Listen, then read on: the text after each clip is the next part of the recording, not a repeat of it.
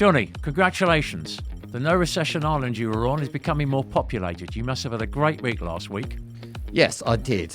But I made very clear what my positions were in the Super Macro Daily Note, in the podcast 3 weeks ago, and on social media. And yes, it did go very well.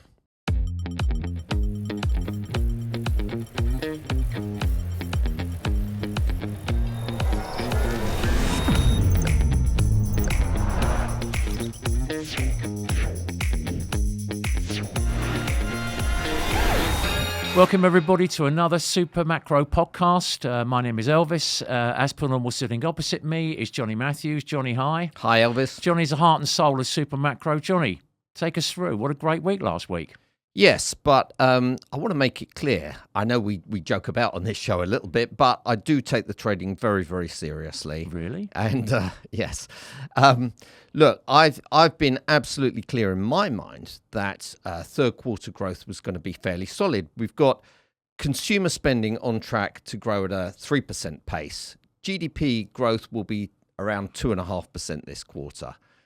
We know from consumer spending, real consumer spending in July and August, the increase over the second quarter was so high that unless spending falls off a cliff in September, Q3 is going to be very, very strong. Now, one of the previous fears that people had was that consumers were just running down their savings and they were getting tapped out. And what we had 2 or 3 weeks ago was revisions to the national accounts, which showed that actually household income has been much higher than previously calculated. So I want to just show this on my first chart. Okay. Oh, yeah. So you can see in the dashed blue line there that the trend in household income, personal disposable income growth, it wasn't exactly flatlining with the original estimates, but it was growing at a rate of less than 1% year over year up to the second quarter. But consumer spending was growing at a 3% rate. So, you know, in theory, consumers were running down their savings to fund their spending habits. After revisions, it turns out that actually disposable income was growing at a 3% rate, slightly above 3%. And rather than the savings rate dropping down to around 3%, it's actually higher than 5%. Why is this? Look, for me, looking at data worldwide, I know we're talking mostly about the US, but Europe certainly hasn't caught the bug. In fact, quite the opposite. They've got a high savings ratio and the consumer's not yet opened the wallets up and started spending. The UK looks like it's slowing down a little bit, and Asia is only being kept up probably at the moment by the Chinese stimulus. Yes, yeah. Well, look, I mean, Europe has been disappointing to me because real income growth has really picked up there, primarily as a result of the decline in headline inflation. So, right. You know, unemployment is still at a record low. Wages are growing at around negotiated wages, 3.5% to 4%. And now that inflation has dropped down to, less than 2%. In the short term, yeah. For now, yeah. There's certainly been a healthy increase in real income growth. So why aren't they spending? Why isn't the consumer opening wallets? Well, I think there's a lack of confidence there. Is it still the Ukraine war is playing on them, maybe? There's a number of factors, plus the dismal state of manufacturing. Yeah, Germany has a tilt towards manufacturing, obviously, yeah. But let's focus mainly on the US economy because it has had exceptional growth over the last few years, but I don't see any reason why it should suddenly slow down. And all these fears about unemployment, going through the roof just because the SARM rule was triggered. Yeah. I think they're really misplaced. The economy seems to be, all economists look at previous cycles and times in economy and say, oh, look, this is happening now. But it's all changed since the pandemic. I think it takes a lot to put the US economy into a recession. I've said this many times before. It really does take a lot. And we haven't had something that should put the economy into a recession. We really haven't.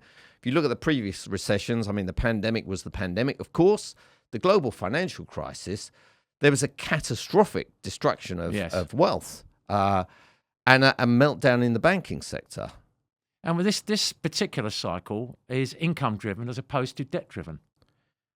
Absolutely right. The leverage in the corporate sector and the household sector is much, much lower than it was So it's healthy. a couple of decades it's healthy. ago. In fact, it leaves room to leverage up if they need, if the consumer wanted to. Yes, and that leads me on to the next chart, actually, because okay. another side to the revisions of GDP and gross domestic income was corporate profit growth. So now this is whole economy corporate profits. This is not just the S&P 500 that I'm showing here. And the blue line on the chart is year-over-year growth in non-financial corporate profits. I've shifted it forward to 1 quarter so that, what you're seeing, that most recent point is Q2 year-over-year profit growth, which was close to 11%. Now, the red line is the year-over-year increase in job openings from the JOLTS report. Right, okay.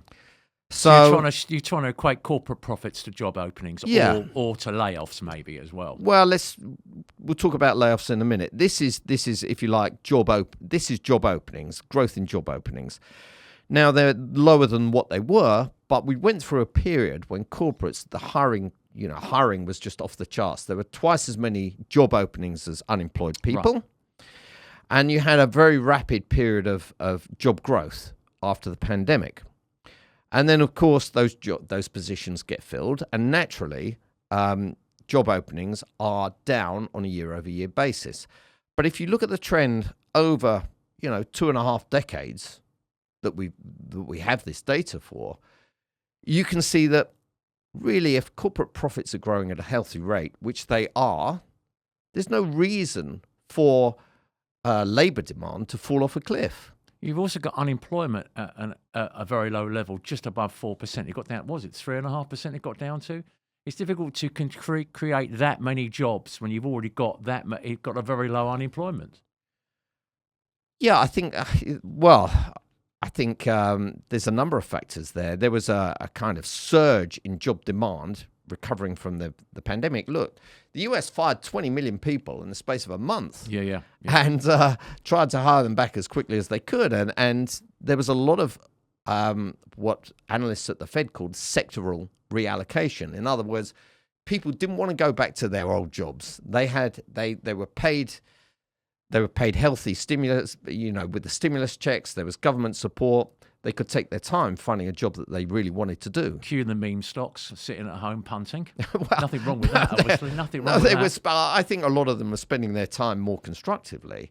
And as a result, we had a better match of labour to jobs. And if you look at US GDP growth, most of it has been as a result of productivity growth, not just the increase in the size of the workforce. So this is a super healthy. It really super healthy has economy. It really has been a super healthy economy, and of course that was reflected in this most recent payroll print.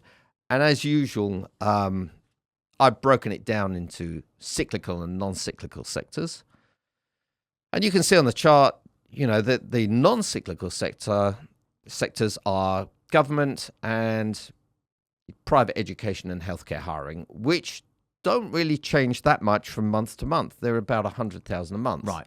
The variable is the cyclical side of it. Absolutely. Yeah. And of course, there was, for some reason, there was a step down in April of these non-cyclical hiring. But the blue bars, which is everything else, it's manufacturing, it's IT, it's finance, it's leisure and hospitality, cyclical sectors. If you actually look at hiring in those sectors, it's been in quite a steady uptrend since the low in June. Yeah, I can see the last bar, looking at September of this year, looks like the percentage of cyclicals is its highest as the overall in terms of the payroll growth. Yes, but of of course, these numbers are going to be revised. Oh, yeah, revised this month. They're revising next month and the following month and at the end of the year. But everybody trades on the figures as they come out. Well, Isn't that amazing? this is the information we've got to go on. I suppose so, yeah. And look, there were, I think, of the 254,000 jobs that were created in September, the vast majority, 231,000, I think, were in the private sector. Right. Government hiring was fairly low. And I don't see any reason why job growth should fall off a cliff. Okay. Next chart we've got. Well, this brings me back to this is the yeah. chart. This is the chart that I used in our last Market podcast. pricing. Well, this was the 25th of September when we recorded the podcast. Yeah. And I showed how the market was pricing 3-month interest rates at different points out in the future. Yeah. So the blue line shows you the term structure of interest rates. That's a SOFR future. And I'm using SOFR, 3-month SOFR futures, where the low point was in December 25. Just for the great unwashed, could you tell us what SOFR futures are? Well, the secured overnight funding rate, for those that aren't familiar with it, it's a rate for pledging collateral against Treasuries treasuries, other collateral against borrowing money. So it's completely secured rate, and it's a risk-free borrowing rate for that particular. It's effectively the risk-free borrowing rate. Okay, absolutely. Fine. Thank you. Okay, so sorry to interrupt you. Okay, so the FOMC, they met and they were predicting, or the median estimate of where the Fed funds rate would be at the end of 2025, which is that second red X in this chart. The median estimate was 3.375%, but the SOFR futures were priced about 50 basis points lower than that. 285, somewhere around there. Yeah, so the Fed basically cut by 50 basis points, and the market just went nuts, pricing in 50 basis points of cuts in November of this year. Right. A total of 125 basis points of cuts for this year, and a further 150 for next year, wasn't it? 125 for next year. I think it was a total of 250 basis points cuts by December 25. And this week and last week we've seen a dramatic change. Well, let's put it this way: the market just got carried away with it. I've still got doubts that the Fed will be able to cut rates. That's coming to a question. I'll ask you. Yeah, but let's since you brought it up, let's look at what the market did. Dramatic changes, aren't they? Yeah. So the market, the blue line is the December of this year. So it's Deck 24. Deck 24. That's to March 25. Yeah, implied rate. Yeah. The implied rate, which was, it's a 3-month rate. The big move is in the Deck 25. Basically, the Deck 24 SOFR futures took out the possibility of a 50 basis point cut in November. That's now the market is priced for 2 25 basis points cuts, one in November, one in December, which I think is reasonable. I do think that's... And 100 next year, approximately. And a further 100 next year. And you can see that the SOFR futures, the red dotted line there, shows the median FOMC expected rate. I was about to say that to you. It's very... I think, didn't Powell make a speech, or he was doing a talk before we saw not the non-farm payrolls, even before the ISM, when he said, well, we think, the SEP is where we think things are going to go at the moment, and that's sort of in line now with where the SEPs are. Yeah, the summary of economic projections. Yeah, the dot plot. Yeah. So, but you've got to bear in mind there was a wide, and I think I showed this in our last podcast, a big divergence of opinion. Yes. From, the most hawkish Fed governor, which I think is Michelle Bowman, who we don't know what her projection was, but we can hazard a guess that the highest point was her, and the lowest point has got to be could be Austin Goolsbee. Yeah.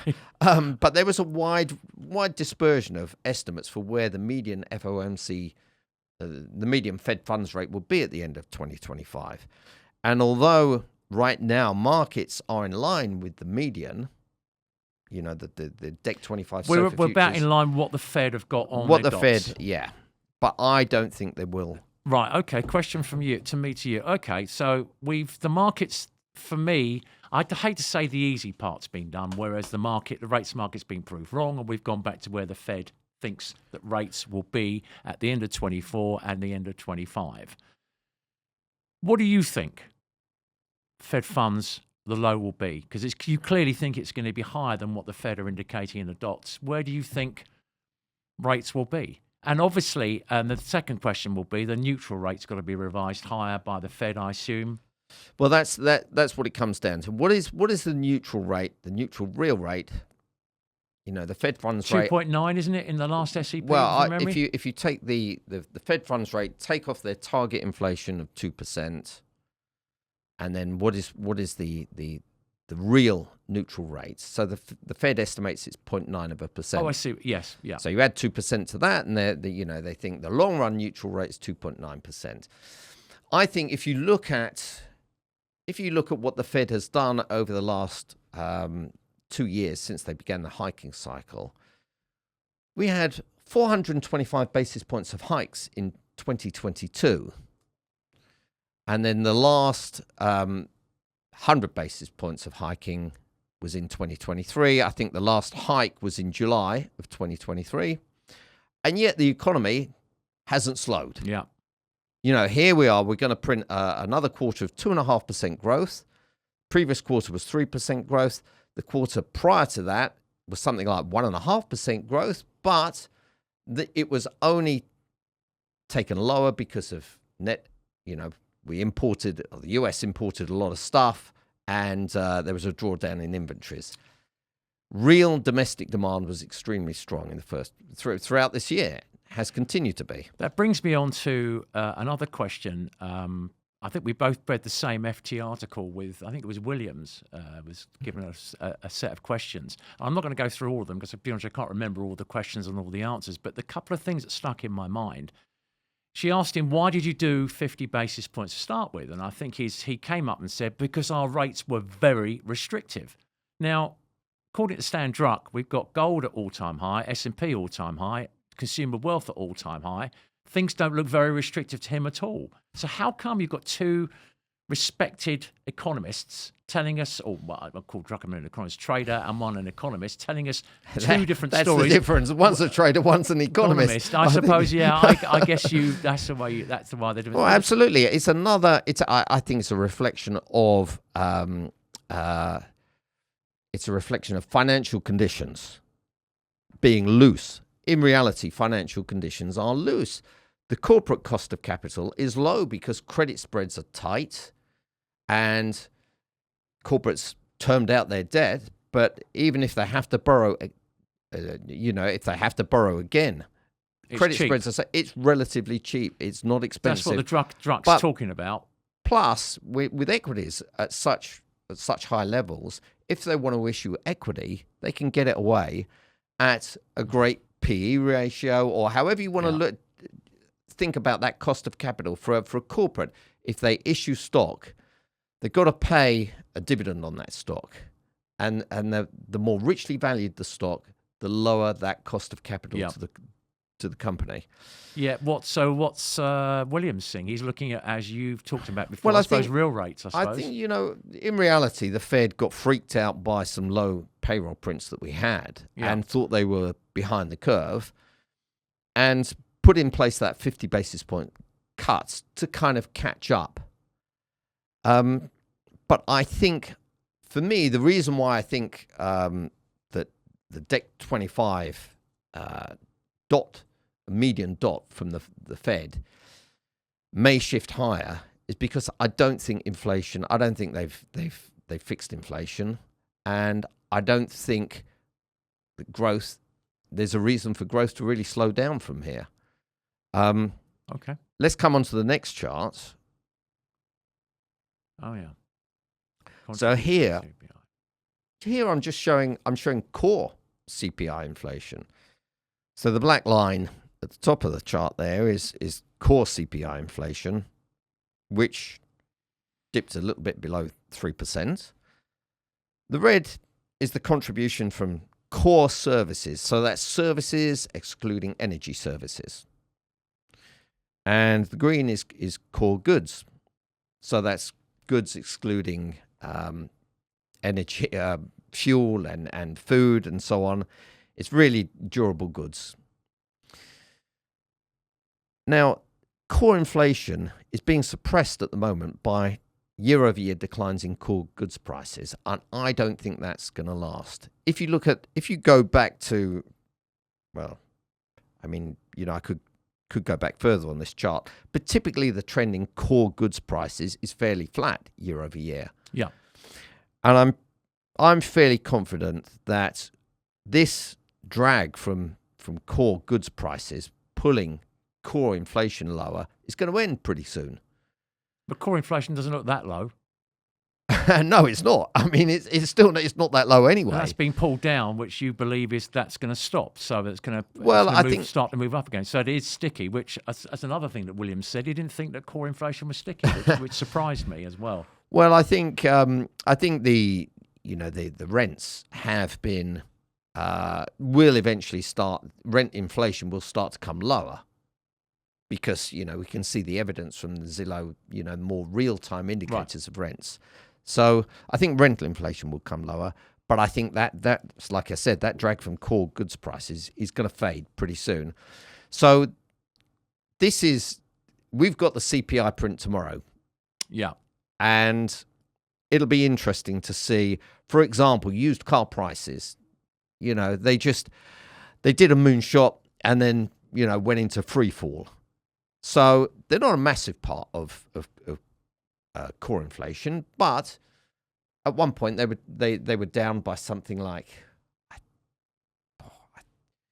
20-something% year over year, maybe more. It did exert quite. So that would, even though it's a small part of the CPI basket, it will exert exert a number on the bigger figure. Yeah, and it looks like the declines in used car prices, they are over now, for now anyway. Yeah. But okay, well, let's not dwell too much on this. But the bottom line is, I've said this for a long time. The Fed is not going to try and is not going to drive inflation all the way down to 2% at the cost of really destroying the labor market. First sign of weakness, they'll back off. Which they did. And then, as far as the Fed's concerned, inflation at, 2 to 3% is okay as long as the economy's doing fine. I think that's the big thing. If we get a pickup in inflation again, wage inflation, etc., that's going to put a gun to the Fed's head, isn't it? They're going to have to stop doing what they're doing and have to sit back and say, perhaps we need to rethink. And then we get asset prices will obviously adjust very quickly. Yeah, that's not a problem for today. But, as far as the equity market is concerned, for the equity market, strong growth and elevated rates are much better than weak growth and super low rates. Yeah. I think that's clear. And if we look at the S&P 500, it is very richly valued. The blue line on this chart is earnings per share estimates for next year. You've always told me. Sorry to interrupt. You've always told me owning equities is just owning a stream of earnings. Well, yeah. That's what it is. And the earnings on this chart seem to be just about keeping in touch with the valuations. Yeah, or I would put it that the valuations are slightly ahead of our earnings growth. But after that rally, you can see the rally in the S&P. Every time being short of it, it's cost you money. So that's probably the good reason why it's trading at a bit above what the earnings saying it should do. Yeah, look, I mean, the earnings right now it's trading on a P ratio of something like 24 times this year's projected earnings. Right. And 21 times next year's projected earnings. Assume you get 8% or 9% growth. I think the projections are more like 12% or 15%. So, but earnings have grown at a very fast rate over the last few years. You can see it. The obviously this is 1 year ahead earnings in the blue line, but they're only going up as fast as they are because current year earnings have grown that fast. Right. So, for me, it's of course we all want to be clever and pick the top in the S&P, but That's not been a winning trade. It hasn't been a winning trade. And at the moment, while economic growth is as strong as it is, and the Fed has a cutting bias, a dovish bias. It's bullish for stocks. Yeah, I mean, you're standing in the way of a freight train. Yeah. One little hurdle to cross, or a few hurdles, and I don't want to get too geeky with this. With the option. It's worth mentioning because I know you've talked about this in the note, and I think it was well worded in the note, and I think you should talk about it a little bit now. Yeah. So because we've got daily expirations on S&P options, we can isolate an individual day and look at the implied volatility. So back out the vol for that day. Yeah, which is a measure of how richly those options are trading for that day's expiration. And what you can see in this chart is that for the election day, there is a big premium. I mean, the 1 day implied volatility for the election is north of 40. That's, compares to the surrounding days, the kind of run rate at the moment, which is trading at around 13. And what that means is the market is priced for something like a 2.5% move on that day. You also have on November the 1st, the next payroll print. And on November the 7th, 1 day after the election, the next FOMC meeting. So those implied vols are also a little bit elevated. They're trading around 20. Do you think they're justified? Do you think? Well, look. Let's take the election day. That's the big elephant in the room on that chart. Is it justified? I don't know. Let's speculate. What's the real difference between the two candidates?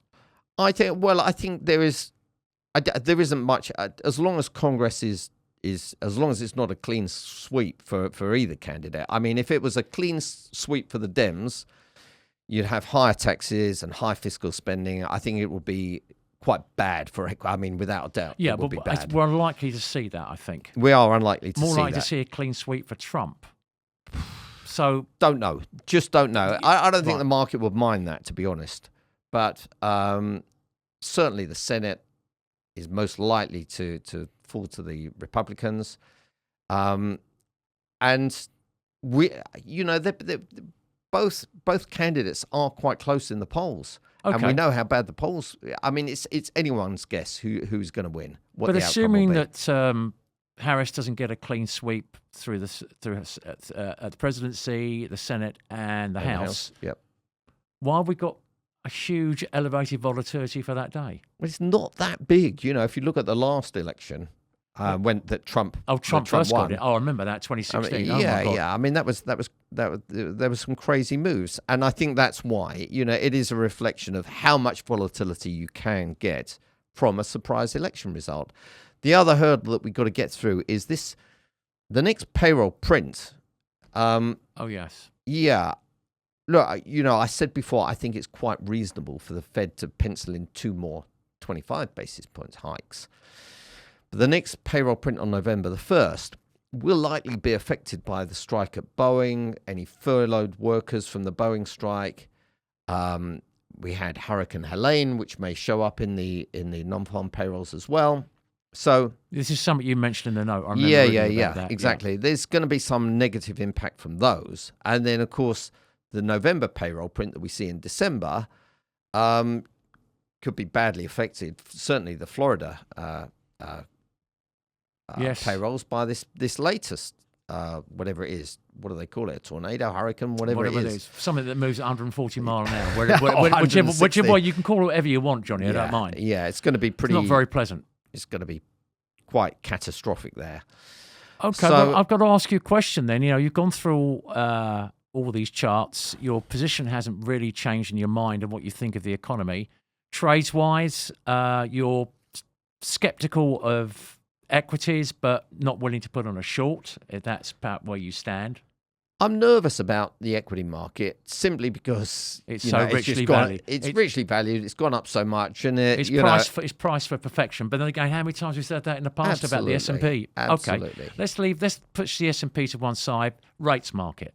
Well, right, yeah, rates market. I am still bearish of rates. In other words, I think rates will go higher than they're currently priced in the market. I think treasuries can go higher. Look, I'm not one of these guys who just sits here and says, yeah, treasury yields going to 5.5%, 6%, week in, week out. I do trade.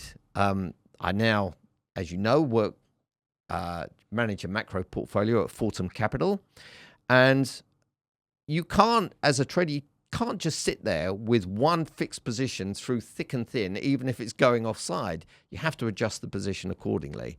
So I hadn't been short of treasuries for quite some time until what did we get down to the yield? 360, something around there. You got involved again. Yeah, and the market's a bit slow to pick up on the data coming in that was better, and you got involved and sold. And the treasuries. same for SOFA futures. Yeah, SOFA futures were a nice way of doing it. Yeah, absolutely. So that's my position in rates for currencies, for FX. It's certainly getting more interesting. Currency volatility has really picked up.